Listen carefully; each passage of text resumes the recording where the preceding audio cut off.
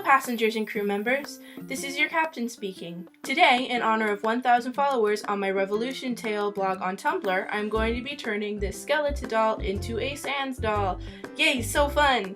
So thank you so much for 1,000 passengers on my Tumblr. Shout out to all the people who did dubs and translations of my comic, making it more accessible to more people. I appreciate all of you. Thank you for reading and giving critique and helping me with my spelling. If you've done that, thank you so much. Now, I know what you're thinking, but Captain, there's 2,000 followers on Tumblr. Yes, I know. I am sorry. I am very behind. Please forgive me. I promise I will be more on schedule now. So anyway, unfortunately, when I started this process a while back, when I actually did have 1,000 followers, I had recorded changing the ribcage and the feet on this doll. Not this one specifically. This one is a doll that I bought in preparation of making a papyrus for my personal Sans. So thank goodness I have something to compare to that has not been changed. So let me show you. Excuse me, honeypot. So this is the doll that I already modified that I lost the footage for. As you can see, I made the changes to the rib cage so that it was more normal rib cage shaped and not this. Also, I changed the feet so that it was a normal standing foot and not a foot prepared for wearing the high heels. And I did that. I watched a tutorial and I'll link it in the description if I can find it. With it using a heat gun, I made the plastic soft and then very slowly and carefully bent it into proper position. So now it's a foot. So that's all of the changes that I made on the body. Also, if you think my voice sounds a little funny, it does. I have a cold, so bear with me. So when I did the modifications, I already started on the head as well. And I did manage to find the video for that, so I will show it now. So the first thing I did in the doll making process was I had to remove the head off the doll, and to do that what you do is you take the doll and you dunk its head into boiling water. I didn't get any video of this, unfortunately, but you just boil some water and then pour it over the head and let it sit in the hot water for a little bit so that the plastic can get soft, and then very carefully and with a paper towel or a heat glove or something to protect your hand, you pull the head away from the body. Then after that's done, you have to complete the cleaning process. So you take the head and you remove the factory paint by taking 100% pure acetone. This is the one I use. I just got it off of Amazon. And using a Q-tip and scooping motions, you just kind of get off all the paint that you can. If a Q-tip isn't working, then you can use a cotton pad or some tissue and just keep working on it until you get it clean.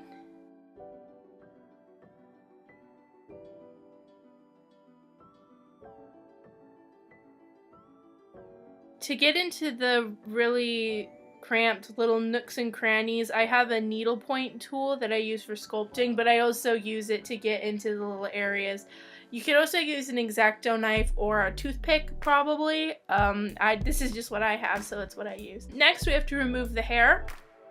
And to do that first, you have to cut off as much of the hair on the outside as you can.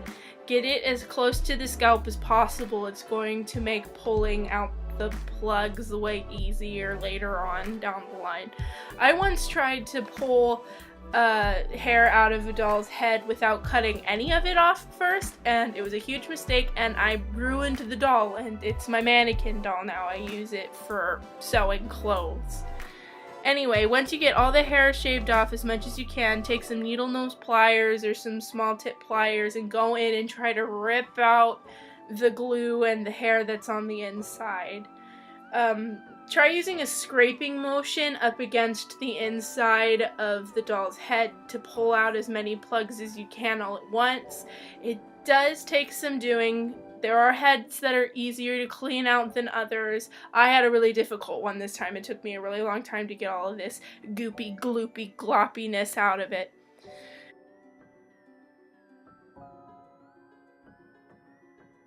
And once you're done with that, then you pull your acetone out again and wipe the rest of the factory paint off and just do a general re-cleaning of the head to make sure there's no more paint anywhere. Now this next process might make some people nervous or upset, so you might want to click away. I am going to start cutting up the features of the face, as Sans does not have lips or a real nose as this doll does.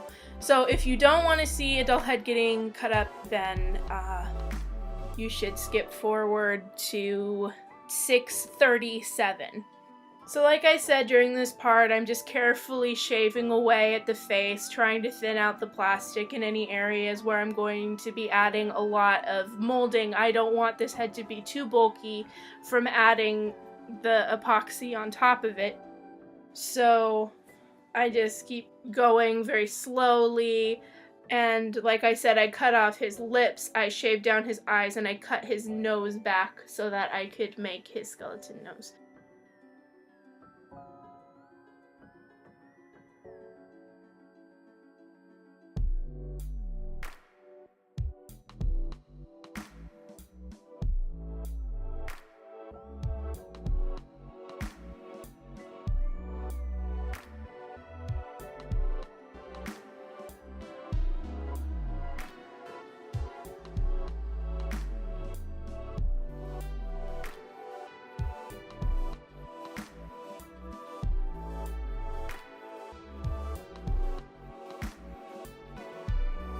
So next I'm going to be using this epoxy sculpt, and actually I'm not going to talk too much about that because when I was doing this sculpt I was having a really hard time trying to get it to look the way that I wanted, so I was sculpting and sculpting and sculpting until eventually I just decided that I really didn't like the way that this was turning out, so I stopped. I pulled off all of the sculpting that I had already done, and I figured the reason I was having such a hard time was because I hadn't shaped the base the way I wanted it to be. So I took out my X-Acto knife and I started cutting some more until... So, this is the head now. I may have gone a little overboard, but I think I'm gonna get a better result from this base than I would have otherwise. So, with some epoxy sculpt and glue and begging the universe, I will turn this into Sans! Yay! Okay, so for the sculpting, I'm going to be using a 2-part epoxy sculpt. If you want to know more about this stuff, then you should go to Delightful's channel. She talks about it a lot. She's who I learned it from. So, yeah, I say that a lot. So, yeah, with this stuff, okay, you have to, oops, sorry, I need you over there. You have to get some from one side with one hand, and then some from the other side with your other hand.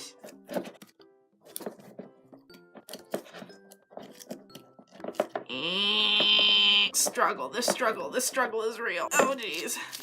And get about the same amount, but you don't want to be digging into this one and then digging into that one, because as soon as the chemicals mix from either pot, it will start to activate, so you will have activated, you will mess up what you have, and you don't want to do that. So make sure to keep them separate until you absolutely want to use them. And then you just go ahead and mix them together.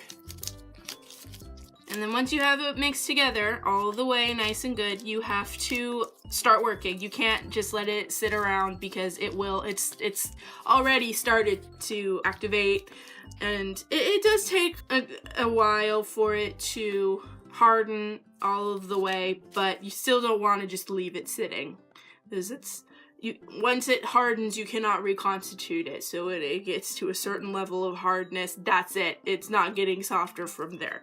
So be prepared for that. Don't mix a bunch of it thinking that you'll have time. Mix little bits at a time and work with that, and then make more if you need it. So with this, the reason I did this was because I wanted to get the edge of his eye socket clean, and I was having a really hard time doing that with it flat, and I couldn't get the bulge on the original sculpt of the doll. There's this bulge where the eye is, and I couldn't get it flat, so I just opted to cut it out, figuring I could just put some epoxy in the back like that, and yeah, and it'll be fine.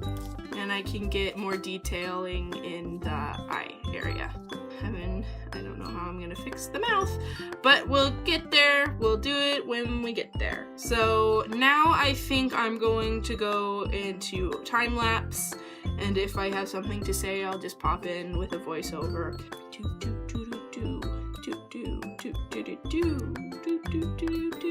I have sick brain. I am major sick brain right now. Let's go! Okay, so back to sculpting. This time I had a much easier time getting the shape of the face that I wanted. So cutting it up was a good idea, if not absolutely terrifying. So just a little tip, wet Q-tip, it makes it easier to smooth things out. I recommend it. Epoxy is a little bit sticky, so when you try to use your finger, it'll like stick and pull off. The water makes it not sticky, so it's easier to sculpt. And so I'm just going in and putting coils around the eyes and smoothing them out until I get the eye as shut as I want. And I'm also molding and sculpting in some eyelids. He doesn't really have eyelids, but I like to put the shape there. I also like to draw him with eyelids. I know it's not like technically correct, but I like to do it, so whatever. Don't at me.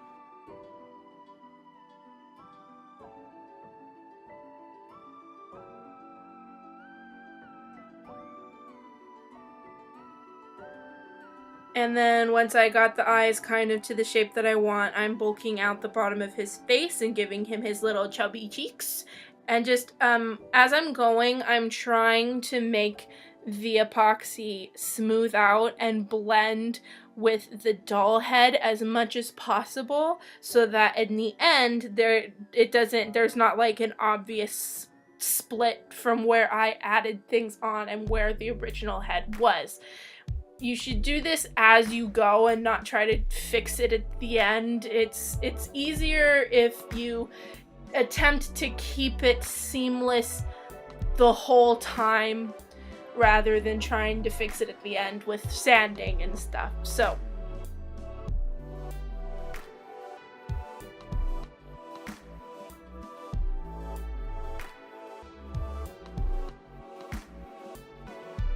I'm also adding in his nose a little bit. I do go back in later and fix it. So at this point, what I've done is I've used my needle tool to press in the indents of his teeth into the clay. I haven't put his, what are they? I'm gonna call them lips. I haven't put his lips in yet because there's a technique for that I'm going to do later on. And then I'm just going to let it sit and get a little hard. Epoxy hardens over time, so I'm not going to let it harden all the way, just get a little bit harder so that I can work on top of what I had without it getting messed up and moving around. You can still manipulate the clay underneath. If you haven't left it too long, make sure you don't leave it too long. But so I'm just going in now and I'm bulking out the face a little bit more, adding more to his cheeks, giving his chin a little bit more shape, and shaping his eyes. Now that the clay is harder, I can go in with my tool and get a more defined crease in his eye where I want it. And of course, using the Q-tip with water, always going in and using the Q-tip with water to smooth it. Now I'm going to use little coils again around the mouth, and it's gonna look a little funny when you first put them down. So you put them in around the mouth, and then on the outside of the mouth you smooth them in so that it's seamless with the rest of the face. And then it appears as if he has a mouth. This is an easy way to get a 3D effect without having to try to carve things out and stuff. So now what I'm doing is I'm taking a little bit of my epoxy and I'm adding some black acrylic paint, and I'm just gonna mix it in thoroughly and get it all mixed in.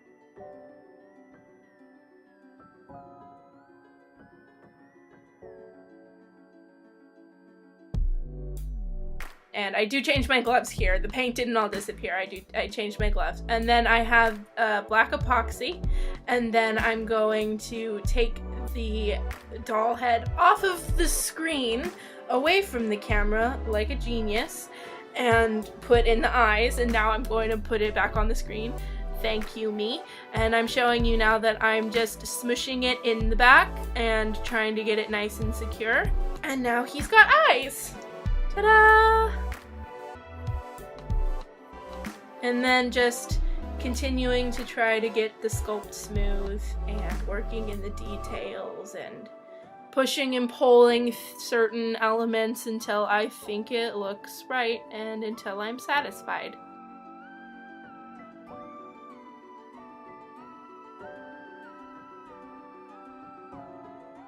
Now at this point I'm going to reattach the top of the head to the face using Craggle, and I'm just going to put it around the outside of the doll head and then set the head back on and leave it to dry. And now that it's nice and dry and the face is dry, wait for the face to dry pretty good too, because you don't want to accidentally smash the face. I'm taking more epoxy and smushing it really thin in between my fingers, and I'm just going to cover the whole cap of the head where all of the holes from the hair were, and just smoothing it as best as I can into the rest of the head so that it looks seamless and you won't be able to tell.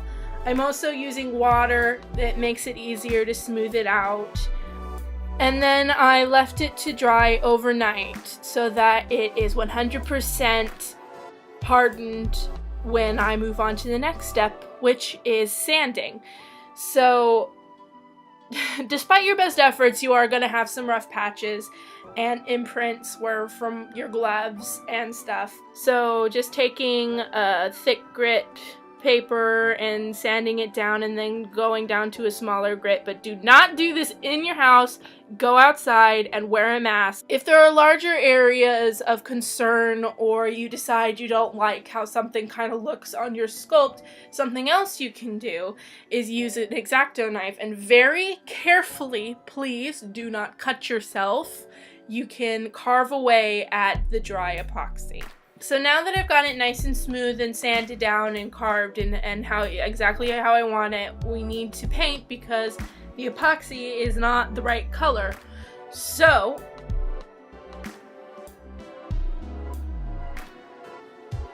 what you gotta do is you have to match your paint color to the body, and this is a little bit easier said than done, but you can do it. It just takes a little bit of time. So you can kind of see the color of the face on these little areas where I didn't put epoxy. So you could also try to match it to those parts of the head. So these are the paints I'm going to be using. They're just acrylics. And I filled the cup with a bunch of white, and then I take a very, very small amount of brown. You might think that this doll is just gray, but it's actually a warmer gray color. So I'm using brown to warm it up a little bit, and then I do add a little bit of gray. Using little bits of paint at a time, it is easier to add paint, impossible to remove paint. Just remember that. Test it against the doll to make sure that you have the shade you want. Water it down, because if you use thick paint, you're gonna leave brush marks all over your doll, and your goal is to make it look as if the plastic was this color from the beginning. So water your paint down and do tons and tons of layers rather than trying to slap one thick layer on top. It's not gonna look the way you want it, unless you want brush strokes, in which case go ahead.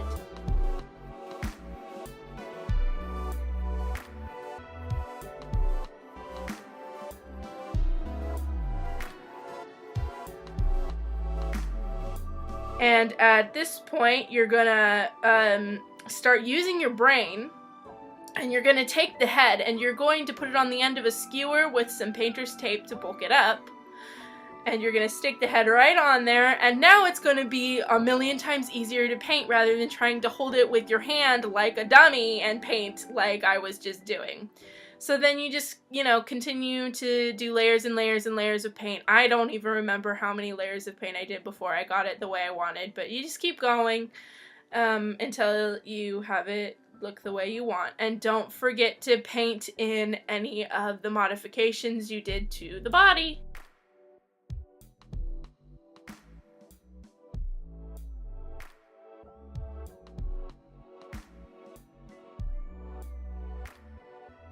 Awesome.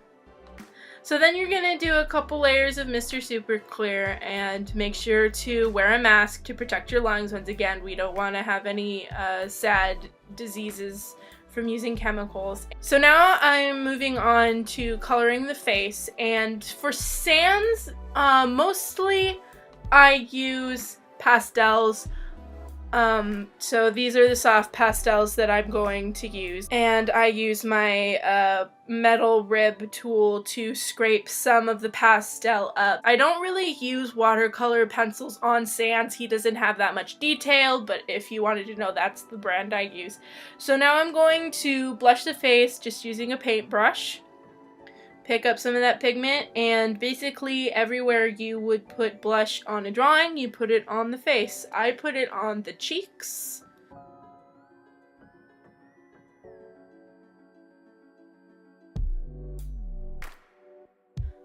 a little bit on the forehead,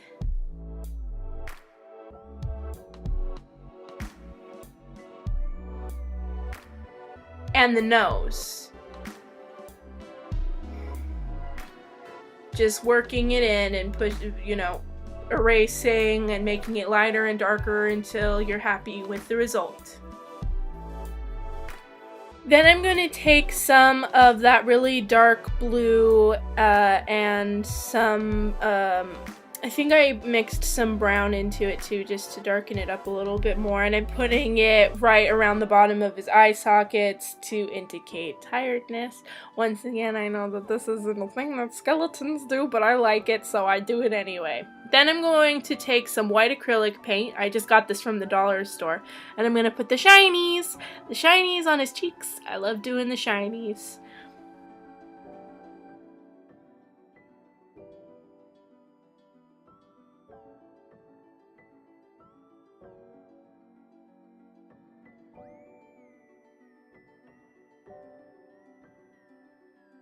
And then I do the eyes, and how I do the eyes is I very lightly do a little tiny dot, and then I build up from there to make sure that his eyes are looking correctly To prevent your dolls from having like a wall-eyed stare, don't put the irises or the eyelights in the middle of the eye. Kind of cross them just a little bit so that it looks like they're focusing in on something, and it'll give them a better gaze. Then I'm just doing another coat of Mr. Super Clear, always remembering to wear my mask. Very important. To protect the blushing and the paint that I just put down. Alright, so now at this point, it's time to sew his outfit. Unfortunately, where my sewing machine is, I cannot film, so I'm just gonna have to give you some tips and sort of explain what I did here. Hopefully, it won't be too confusing. So first things first, fabric. If you have the money and the ability, you go to the store and you buy fabric from a craft store, or Joann's or Hobby Lobby or whatever. If you don't have fabric, or you don't have money to buy fabric, maybe you already have fabric in the house, you have a box of scrap fabric. You don't need a lot of fabric to make doll clothes because they're so small, so scraps are really good alternatives to going and buying new fabric. Maybe if you don't sew, maybe you have a mom or an uncle who does, and you could ask them if you can raid their scraps drawer. So scraps. If you do not have scraps, you could also go to the thrift store and pick up clothing. This is a t-shirt, and I've just used the sleeve of the t-shirt for this project, so now I have all this really nice brown fabric that I can use. And then this was a skirt I got at the thrift store that I took apart and I used for this project as well. The fun thing about the thrift store is you have like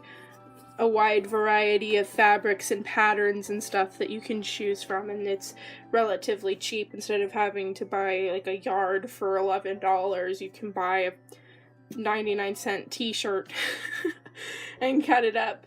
But be aware, jersey fabric and t-shirt material is a little hard to work with. So another option, here's something I just did for this project. I went to the dollar store and I bought a 2 set of these little baby hats because I only needed a little bit of this powder blue color for his stockings that he wears.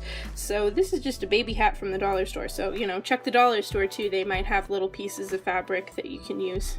So after you have your fabric, it's time to start thinking about what you're actually going to be sewing. When I started sewing, when I made my first Sans doll, I went online and I found very simple pants and shirt pattern. And from these patterns, I was able to create patterns for everything he wears. So from this t-shirt, I was able to get the vest pattern and the sweater pattern and the button-up shirt pattern. From the pants pattern, I was able to get the pattern that I would need for a skeleton doll. So the thing about the skeleton doll, you have to be able to get the pants up over their hips and then still be able to cinch enough here around the pelvis so that they don't just slide and fall down. That's a fun little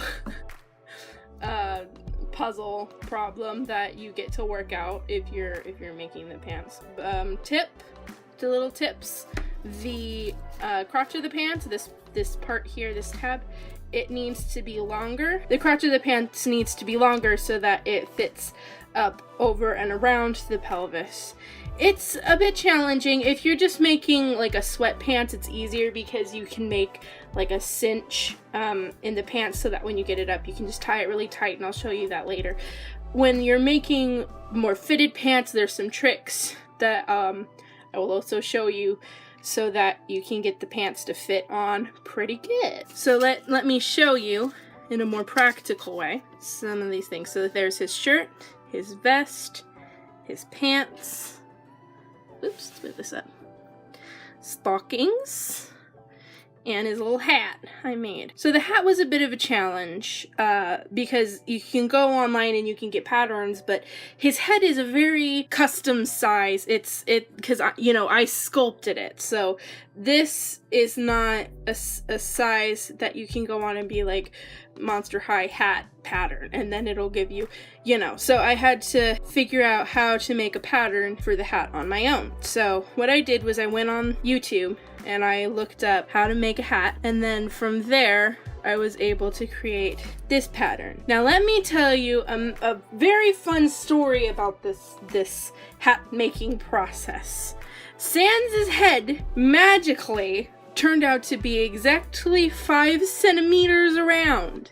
So I thought, if I make a pattern that is 1 centimeter long, and I cut out 5 of them, and I sew them together, it's going to be 5 centimeters, right? Logically, that makes sense. But for some reason, every single time I sewed these stupid panels together, I had like a magical, like extra panel, and I couldn't figure out what was going on. So eventually what I did, instead of trying to cut out a headband that was 5 centimeters and then fit the hat onto the headband, I just made the hat part, I don't know what this is called, the bucket, anyway, the hat part, and then I just made a headband onto the hat. So instead of trying to fit the hat to the headband, I fit the headband to the hat, and it works. It fits on his head. Whoop, just fine. So I don't know what my problem was, but if you're having problems, think outside the box. Maybe your approach is incorrect. Don't get discouraged. Don't give up. For the pants, let's talk about the pants now that we've talked about the hat. We'll talk about these other things later. So for the pants, these are more tailored pants, unlike his sweatpants, which you could just slip on and then tie him.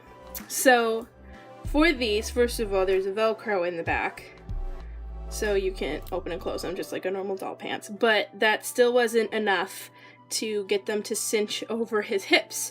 So what I did was, on the inside of the waistband, I added a strip of elastic, and it just kind of cinches the sides of the pants. I did it on both sides, and it sort of cinches the pants closed, so you can stretch them out up over the hips, and then they'll kind of cinch back shut. And I made like five pairs of these before I finally got it right.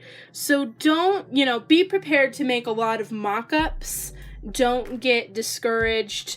Maybe use, for your first couple pairs, use material that's throwaway material, maybe a cheap linen or just some material that you don't care as much about. Don't go in straight with your good fabric. Practice first every time. So I think that's pretty much, and then the shirt was just a shirt. I just, normal doll shirts shut in the back. I just put that to the front side. And I have a tutorial that I watched, how to attach a collar to a shirt, so I'll link that down below as well. And yeah, so if you can hand sew, I'm gonna probably say that if not the preferred method to making doll clothes, it's just, might be a little bit easier than trying to use a machine. One day I hope to have hand sewing skills to make Bernadette Banner proud. However, right now, I couldn't sew a straight line if it was to save my life. So I use a machine, and a little trick that I learned, I think it was from Moonlight Jewel, or it was Mozekito. I can't remember which one. They used a piece of paper. They put it in between what they were sewing and the machine, at the bottom of the machine, so that when they were sewing little tiny hems, the fabric wasn't pulled down into the depths of the machine. And they used line paper. I use newsprint because I find it's easier to pull the stitching away from the newsprint because newsprint is softer. Also, recycling is fun. So that's a thing. So, if you're having problems with your little fabrics getting stuck in the machine, try using a piece of newsprint. That might help. Alright, and shoes! I totally forgot. I made the little shoesies, and I followed a watercolor tutorial on how to do those, so I'll also link that in the description. Oh, another little tip, fabric tack. Buy fabric tack. It is like your best friend. Get it. Don't try to use Elmer's or anything, because you put the Elmer's on and then it takes a really long time to dry, and also it dries really hard. Fabric tack is flexible and it's alcohol based, I think, so it dries really fast, so you can just like get it done. So fabric tack, not sponsored. Alright, so now I think it's time to put the whole thing together. Who's excited? I am. Oh my gosh. I've been waiting like months for this. So let's put the head back on.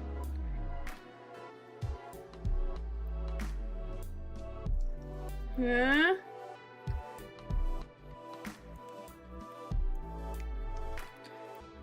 Ta-da! Hey, there he is! Head on and everything. Ta-da! You're top heavy now. So let's put his clothes on now.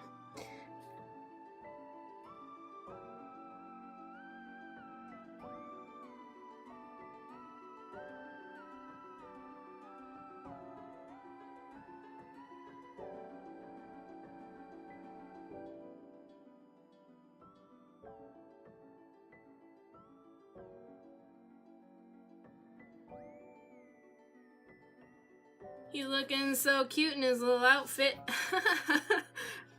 I'm so excited. I'm so happy it's done. I'm working on this for so long. It's nice to see it finished, you know. His socks are a little stiff. You get that a lot with doll fabric. They don't exactly fall how you would like. There we go. That's better. Alright, so he's done. What do you guys think? Look at him. He's so cute. Oh my gosh. As I said, this is a giveaway, so I'm gonna be giving him to one of you lucky people. So to enter the giveaway, how we're gonna do this is you're gonna go down into the description of this video and you are going to write to me your best bad joke. Like a dad joke. And then my mom and my little brother are going to read through and they're going to pick their favorite one, and that person is going to win. So keep the jokes clean, you know. My mom's going to read them. You sickos. And then also, along with the joke, link your Tumblr or your DeviantArt so that I can contact you when you win. So leave a link to your DeviantArt or your Tumblr or both with your joke and I will contact you, and the contest is going to end the 20th of April is the day that we are going to be picking the winner. So make sure that you get your submissions in before the 20th, and yeah, so I'm excited to read your guys' jokes. So thank you for watching me make this little guy. If you enjoyed the video, then please leave a like and maybe subscribe if you want to hang around and see me get into more mischief. In the future, I am going to be turning this doll into a papyrus for my personal collection. So if you would like to see that, then let me know down below. Maybe I'll record it and put it up if I see enough interest in that. If you want to support me further, then have a look around the ship. We have a Tumblr. There's my personal Tumblr and my Revolution Tale Tumblr and a DeviantArt. I also have a Patreon, so if you would like to become a crew member rather than just a passenger, then head on to my Patreon. Thank you, a special shout out thank you to my two Patreons, Eagle Tail and Danielle Young. You guys are awesome. I super appreciate you. And I think that's it. So